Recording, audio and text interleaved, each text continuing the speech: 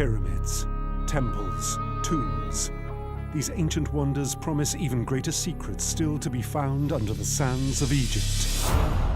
Now cutting-edge science decodes the mysterious land of the pharaohs. With modern technology, we are gaining an insight into the way the ancient Egyptians lived and the manner in which they died. This time, the mysteries behind the rise of a superpower. Can a new discovery at last explain how the ancient Egyptians built the pyramids? The papyrus gives us the final piece in the jigsaw. Will reconstruction technology reveal the true face of Egypt's powerful queen, Cleopatra? Oh my gosh, she is not this most amazing beauty. Can modern DNA analysis finally uncover the surprising origins of Egypt's ancient people? This is something we've never seen before. This changes everything.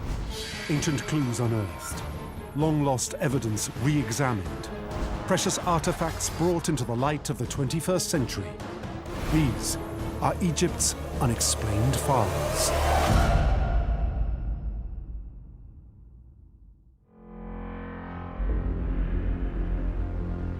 Ancient Egypt, one of the longest-lasting civilizations of all time. For over 3,000 years, Egypt flourishes, becoming the world's first nation and an ancient superpower. To understand how this great society rises, we examine what they leave behind. And there's no more potent a symbol of this civilization's power than the Great Pyramids.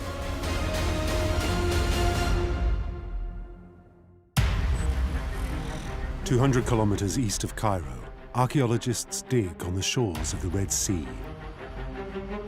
They unearth perhaps the greatest Egyptian discovery of the 21st century. A handwritten diary that's over 4,500 years old.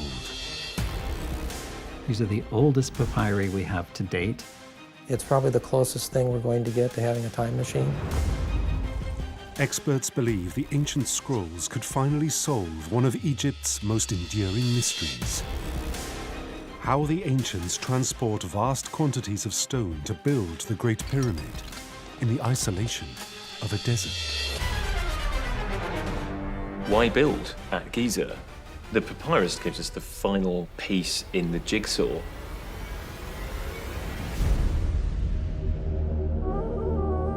The Great Pyramid, a masterful feat of engineering designed to provoke awe and wonder in all who behold it.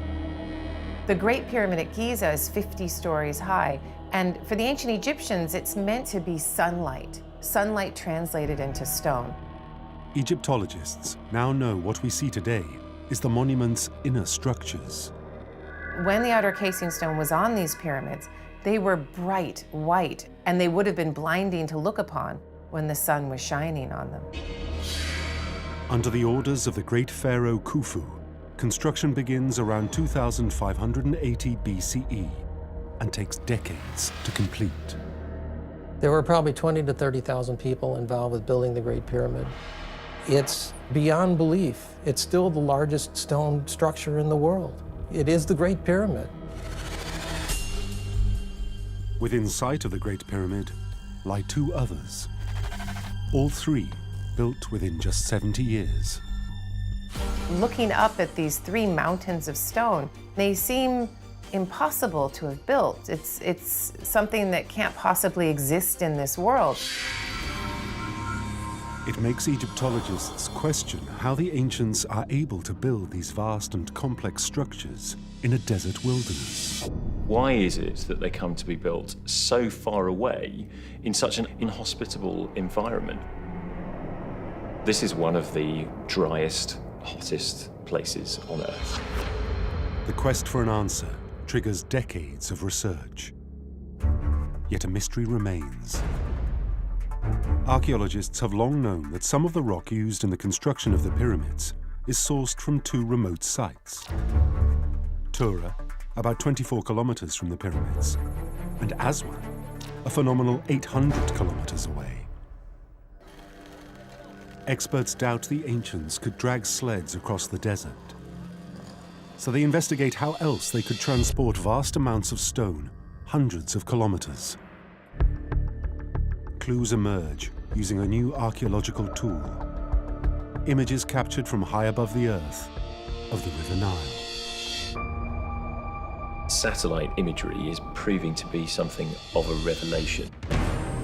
We had been thinking that the River Nile is where it is and that is where it always was. But the satellite images are showing us that that's not the case and that actually it might have moved over time. If that river is moving hundreds of meters, then how we understand the relationship between archaeological monuments and the river is completely transformed. Egyptologists begin to consider an astonishing possibility. The stones of the Great Pyramid at Giza could be transported vast distances by boat along the Nile.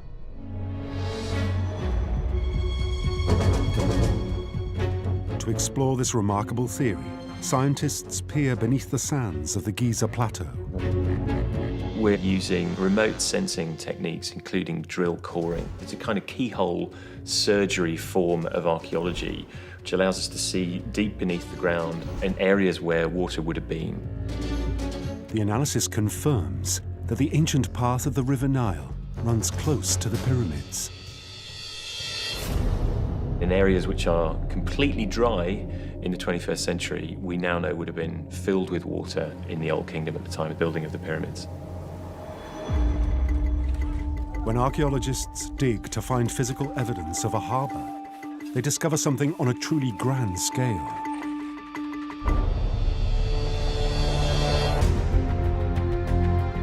A marina estimated at over 1,500 feet long and 1,300 feet wide. It was really waterfront property back then. The harbor at Giza was probably the largest harbor in the world at its time. The idea that there's a harbour at Giza is so far removed from the idea we previously would have had. We now know they would have arrived on water, on boats.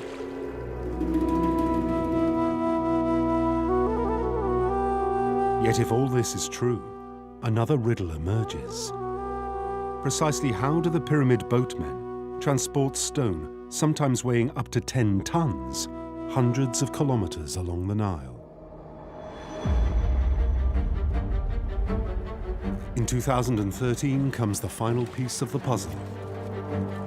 Excavating more than 30 honeycombed caves on the banks of the Red Sea, archaeologists uncover beautifully preserved scrolls, the oldest known papyri in the world.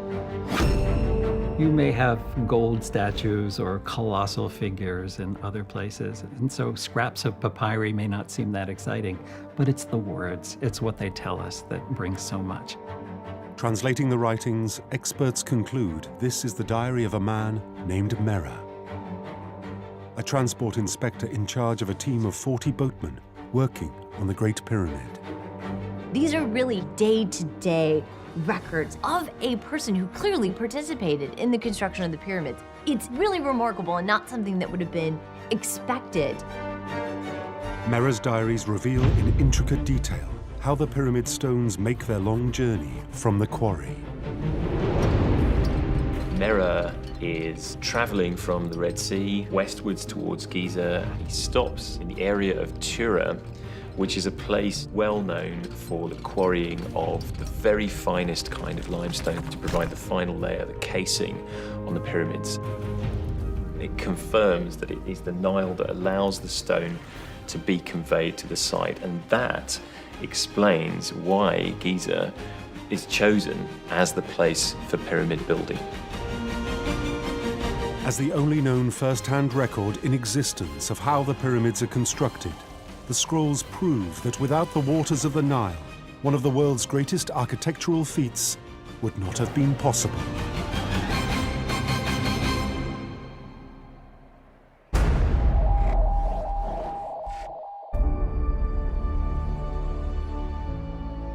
These magnificent tombs of the pharaohs are a lasting symbol of ancient Egypt's status as a superpower.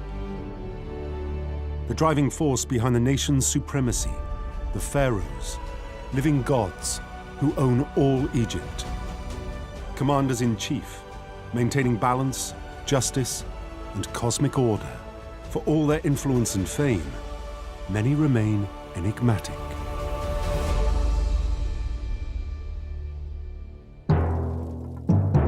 Cleopatra, ancient Egypt's most famous queen and ultimate seductress.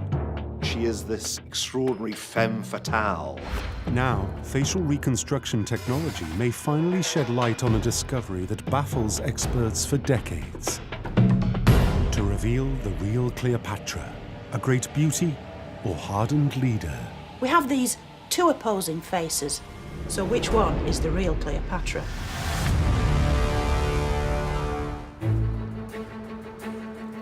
She is the name on everybody's lips. Immortalized by the world's most glamorous actress. Cleopatra, for us, is Elizabeth Taylor. A very glamorous, sensual woman. Playing fast and loose with the hearts of any Roman who happens to pass by. But is that how she really looked?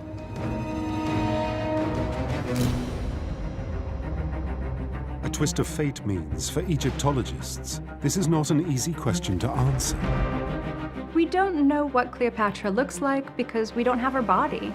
We've never found her. To explore the truth behind the legend, experts first trace the origin of Cleopatra's image as a seductress and find it stems from Roman writings, detailing her relationship with two of Rome's most infamous men, the Emperor Julius Caesar and Mark Antony, a military general. These historical records describe Cleopatra as a great beauty. Yet Egyptologists are reluctant to rely upon Roman testimony as unbiased. We have to remember that history is written by men. There was a Roman propaganda campaign against her to just frame her as a seductress.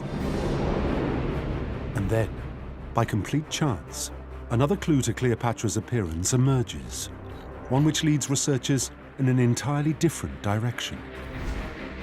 Experts rediscover a hoard of Roman coins, long forgotten, in a bank vault in Newcastle, England.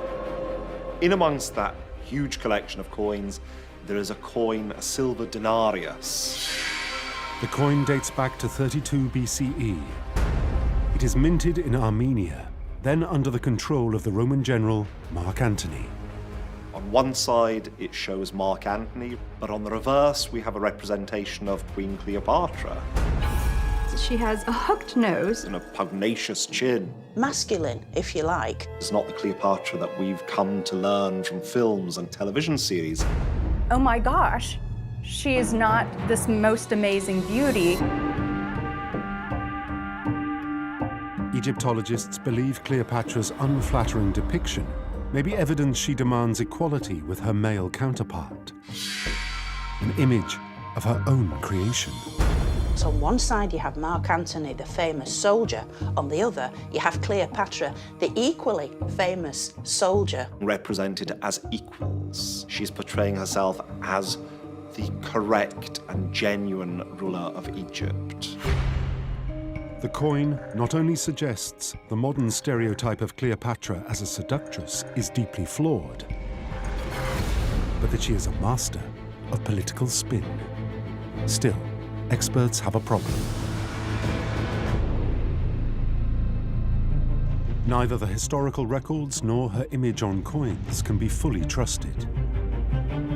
So Egyptologists devise an innovative way to investigate the face of Egypt's most famous queen.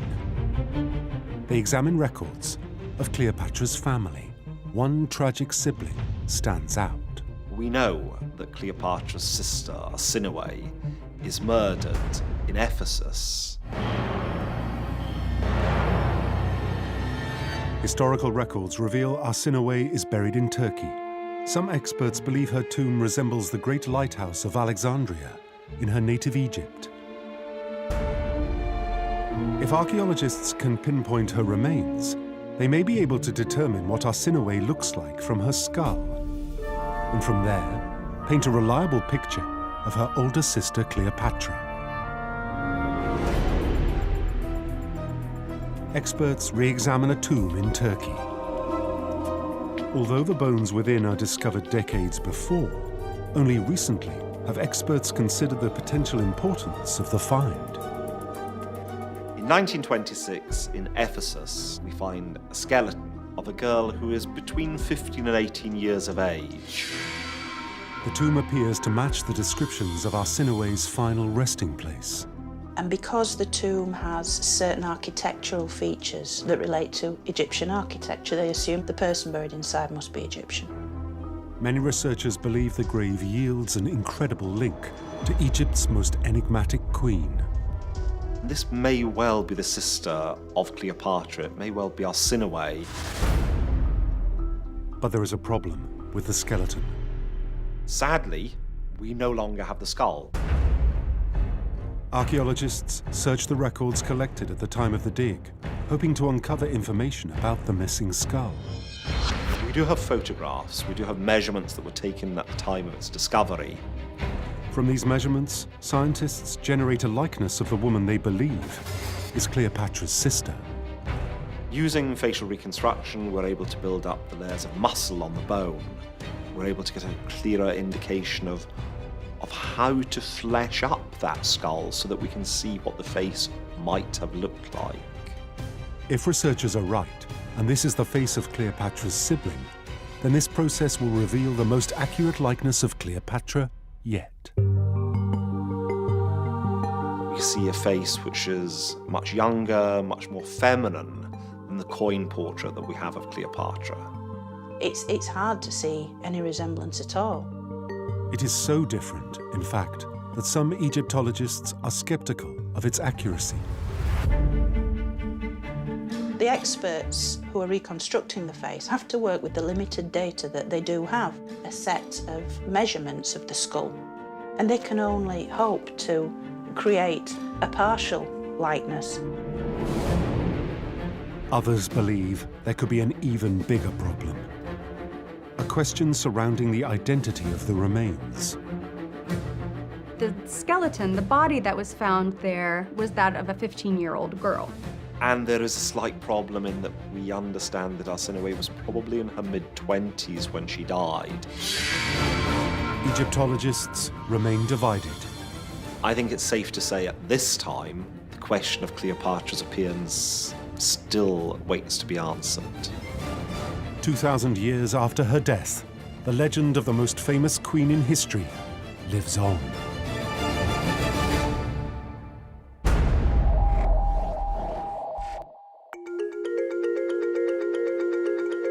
Whatever Cleopatra's true identity, we know she and the pharaohs before her rule with great authority. The source of their power, the belief they are the conduit between man and the gods. The path of the ancient Egyptian civilization follows the desires of the pharaoh, wherever that may lead.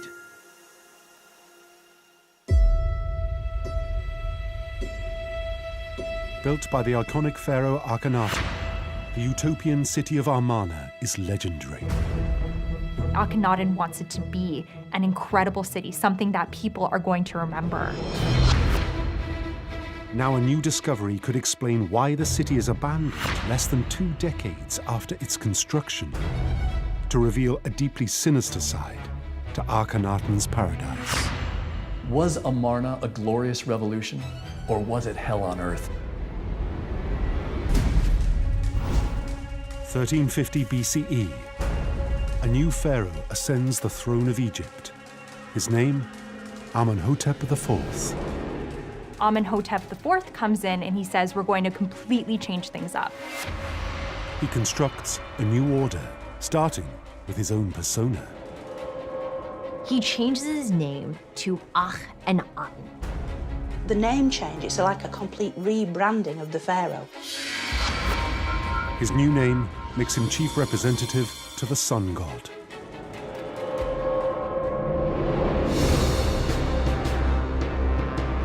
With his wife Nefertiti at his side, he revolutionizes Egypt's religion by eliminating every god his people hold dear, bar one. In this radical step, Akhenaten rewrites a nation's entire belief system. Akhenaten announces to everyone that they're going to completely change the religion, and they're going to change from worshiping hundreds of gods to just worshiping one.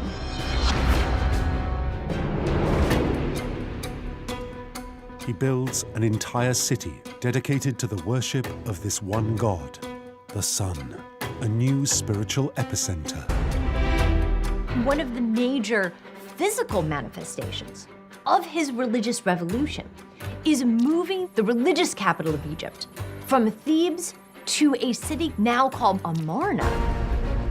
This is a massive operation. He was moving thousands of people to a completely new area of Egypt, hundreds of miles away from traditional capitals. For over a decade, Amarna flourishes, a thriving utopia. And then, records show, it mysteriously collapses. Now, Egyptologists are trying to figure out what disaster may have taken place there.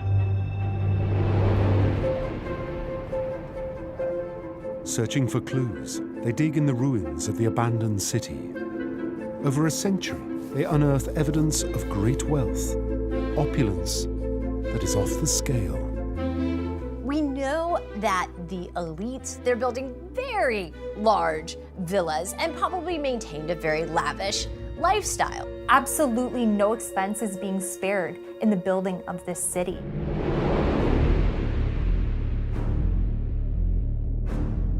The findings seem to confirm the lives of the people of Amarna are exactly how the legend suggests. We know from the texts and the images from the time, Akhenaten and Nefertiti are giving hundreds and hundreds of individual offerings to the sun god on a daily basis. The best food, the best wine, the best of everything. Akhenaten wants it to be an incredible city, something that people are going to remember. But something puzzles archaeologists. It is common for pharaohs to display their military conquests in carvings and paintings. But depictions in Amarna appear to show a very different military presence. When you start to look at the art that's created at Amarna, you're very struck by the number of soldiers. This is a royal couple who have to maintain a very high military presence to guard against rebellion. These are people who need their bodyguards. It suggests Akhenaten may be at risk from his own people.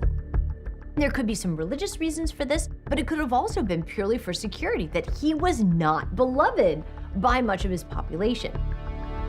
If this theory is correct, then life for regular Egyptians is starkly different from Akhenaten's legend. And Amarna is not the utopia he proclaims it to be. Akhenaten recreates Egyptian society at Amarna, a utopian society. But were the people treated as well as a utopian society intends? In 2006, archaeologists begin to dig at a cemetery in Amarna. They know the bones may yield vital clues to the living conditions of the people. Human remains are an extremely effective way to truly understand how people lived their lives in the ancient past. Everything they did shows up in their bones. Archaeologists uncover hundreds of partially intact skeletons preserved by the dry desert heat. But the graves are not what the experts expect. The bones are found buried directly in the sand. It becomes clear to the archaeologists working at this site that they're finding the bones of very poor people because the rich would have been buried in tombs. Finding intact remains of everyday people is extremely rare. When experts examine the condition of the bones and teeth, they find evidence of catastrophe. Not a natural disaster, famine or drought, but something far more ominous. The bones at Amarna really tell us a horrific story. We can see from these bones that the working class people of Amarna are doing hard manual labor day in and day out. These people didn't have enough food. They had dental abscesses, cavities, so the diet was poor. There were high levels of anemia. Children were sick, malnutrition was prevalent. Then, in one of Akhenaten's temples, archaeologists examine the remains of 1,700 ritual offering tables, once seen as evidence of the tremendous wealth in the city. Now, the food altars point to a very different reality. Hundreds of altars open to the sun, to the open air. crammed with the finest cuts of meat, bread, beer, all the standard offerings, all left out in the sun for the sun to absorb their goodness. And yet the workers who built this place are receiving so very little. You would think that he's almost going to create a kind of utopian society and treat his people very well, but that's not what the evidence shows. The finds at Amarna are rewriting the story of Akhenaten and his legendary utopia. Modern archaeology, it's revealing Akhenaten for the man he was, a dictator, a brutal king who worked his people almost to death. It must have been hell on earth. And now Egyptologists have an explanation for why, when Akhenaten dies, his city is abandoned by his people, allowing Amarna's tragic secrets to lie hidden beneath the sand for over 3,000 years.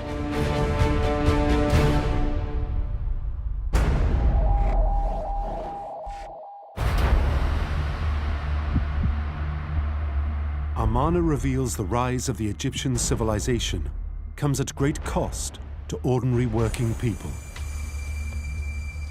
Yet it's these people who are the backbone of this mighty superpower, achieving its greatest feats.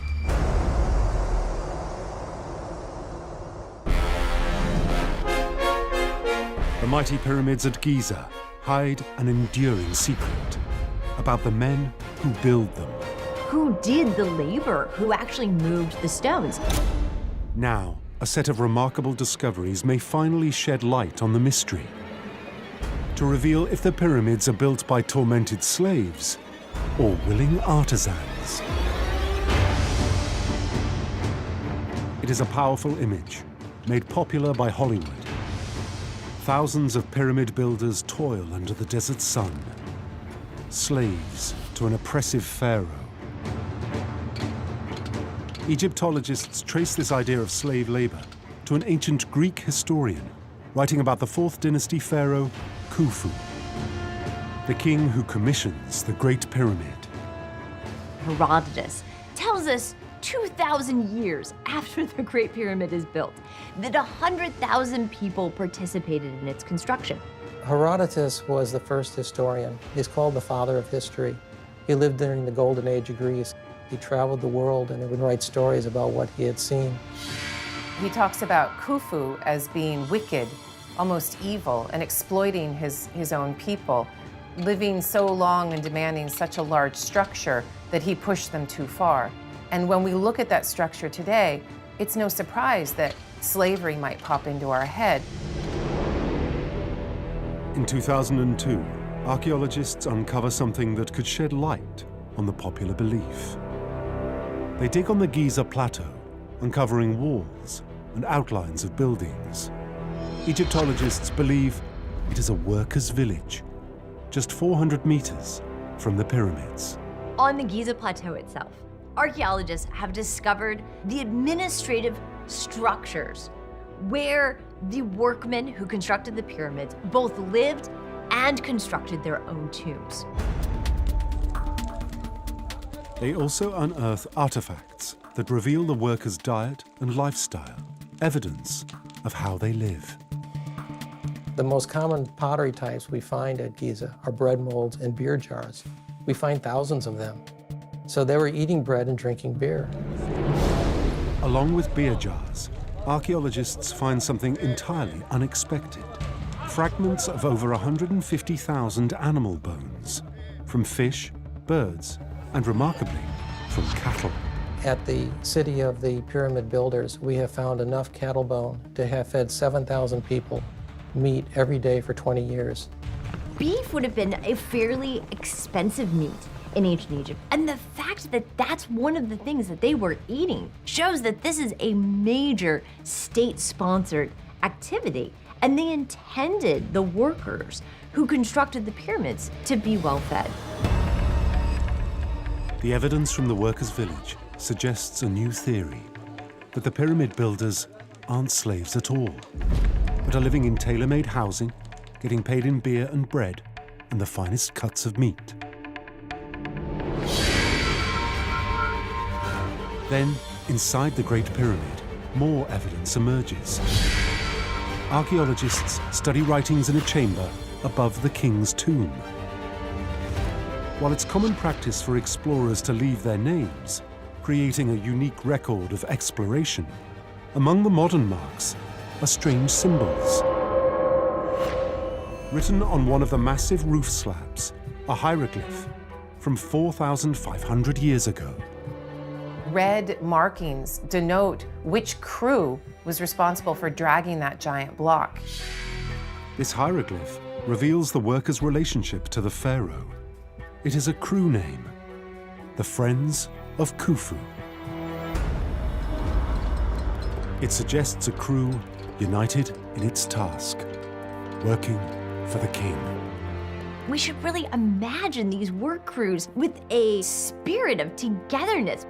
And you get more of that sense of highly organized, concentrated labor, as opposed to our imaginings of slaves being whipped as they bring stones up the ramps to the pyramids. It leads Egyptologists to a final conclusion about the pyramid workers, disproving the long-held belief that the pyramids are built by slaves, and part of a growing body of evidence that suggests they are highly specialized artisans. Our modern archaeological discoveries have established beyond a shadow of a doubt that the pyramids were constructed by laborers paid by the state, masons, specialists, quarrymen, overseers, architects. It means experts can now consider the pyramids as more than tombs for a king. They're time-tested monuments to the ingenuity and the skill of the men who build them.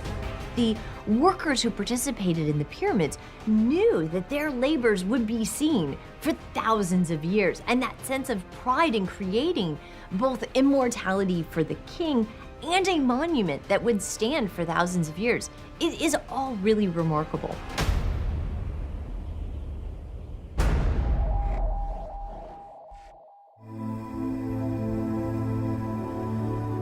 The pyramids point to an extraordinary truth about the real men who build the largest stone monuments on Earth. Yet more can be revealed by examining the remains of the ancients themselves.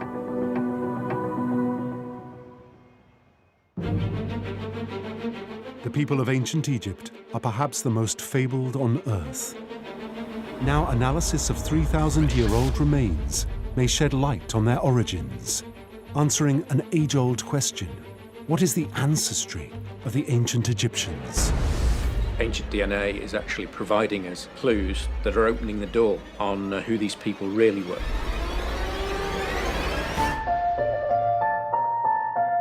How did this group of remarkable people spark the rise to a superpower nation?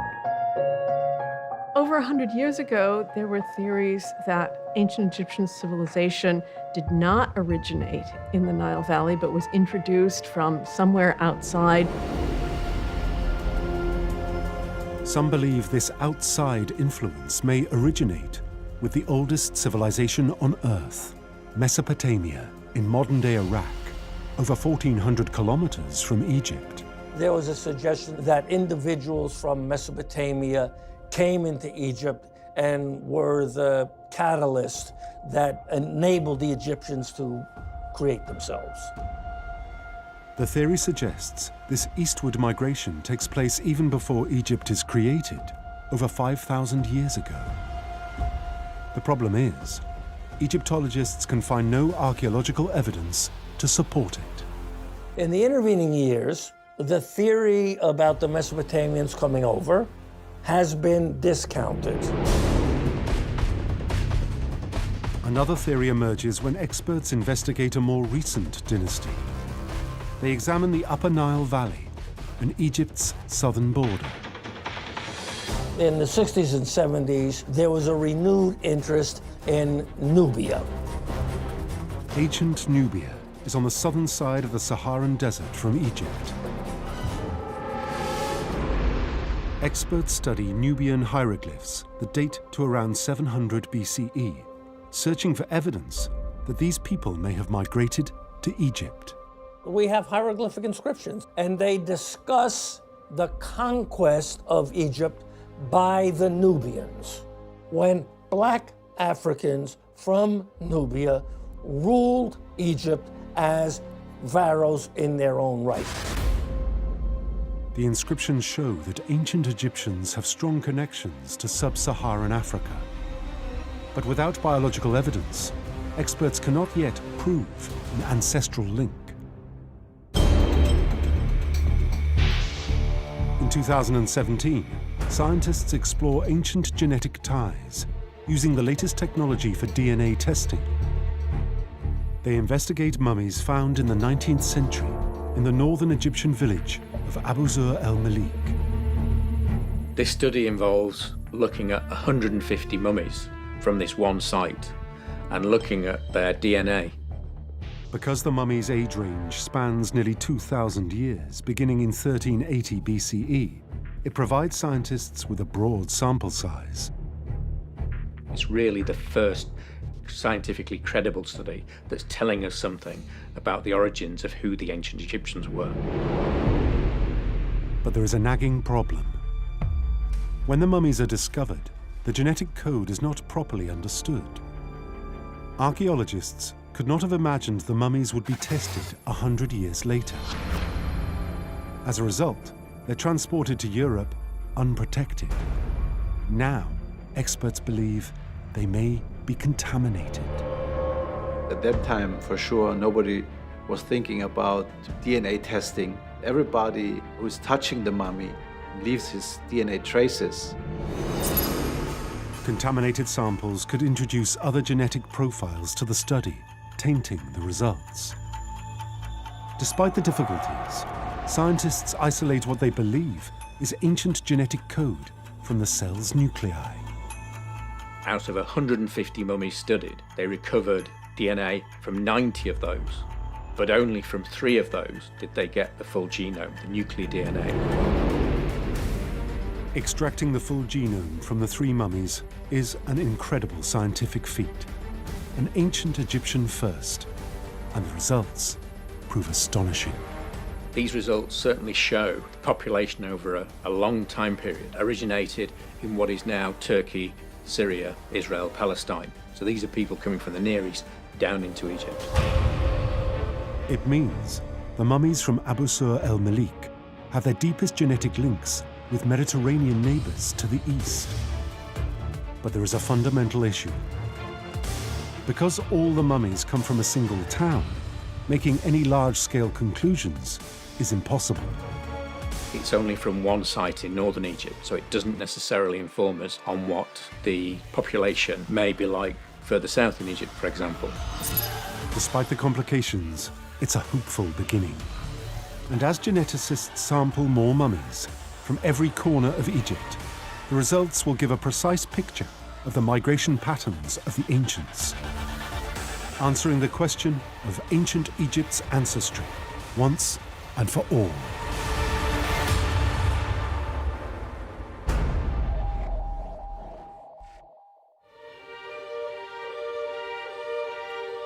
To explore not just who the ancients are, but what they are like, requires a different approach. Experts must unpack the intimate details of ordinary working Egyptians, examining the extraordinary artifacts they leave behind.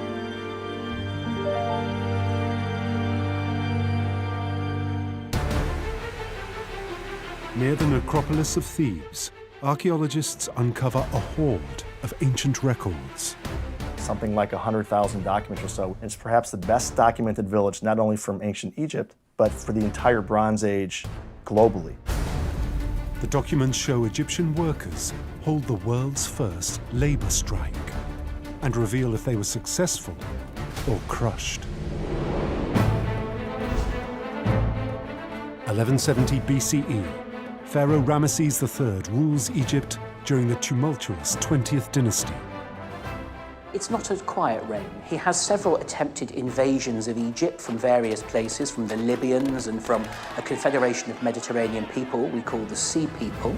And he's quite proud of fending them off. He seems to have been a very powerful and successful Pharaoh.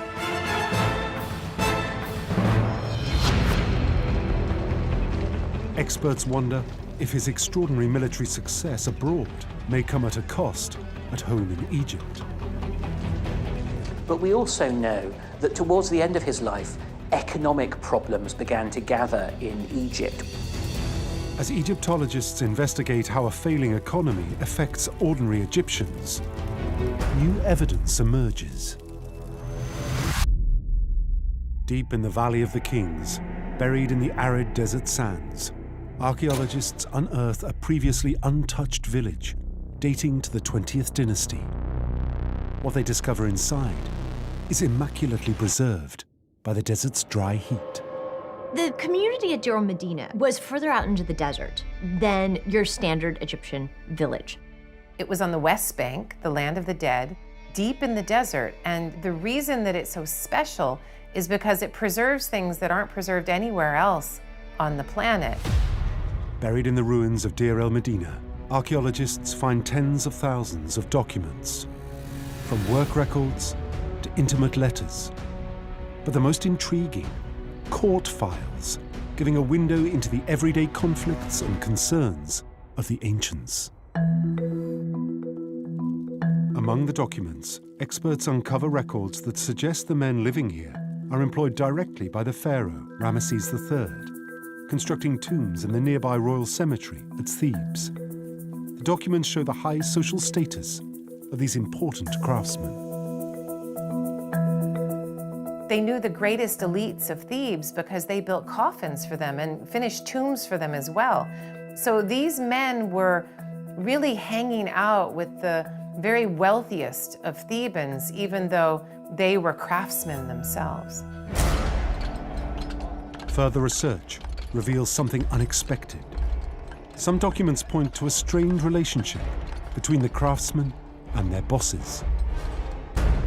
During the reign of Ramses III, we have evidence that the workmen at Deir el-Medina were not being paid on time. And of course, if you're not paid bread and beer, which is the normal salary literally in ancient Egypt, how can you work? How can anything else happen?